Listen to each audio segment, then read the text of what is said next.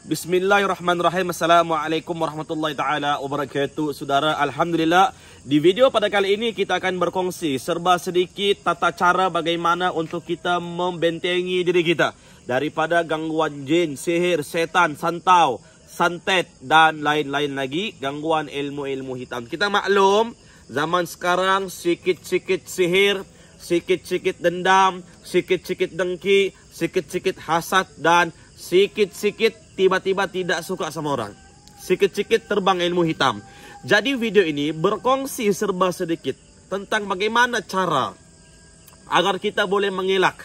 Kita mengelak, kita berikhtiar, kita berusaha agar kita dan ahli keluarga, kaum kerabat tidaklah mudah terkena gangguan ilmu hitam ini, saudara. Kerana ilmu hitam, sihir, santet ini adalah perkara yang sangat-sangat tidak elok, sangat-sangat yang tidak baik, yang boleh menzalimi diri kita dan ahli keluarga kita. Jadi solusinya, jalan penyelesaiannya adalah bagaimana kita mengelak daripada perkara ini semua. Ingat, setiap kali keluar daripada rumah, jangan lupa baca doa ini. Doa ini berada dalam surah Al-Falaq. Bunyinya Bismillahirrahmanirrahim. Wa min syarrin naffatsati fil uqad. Keluar daripada rumah, baca wa min syarrin naffatsati fil uqad sebanyak 3 kali.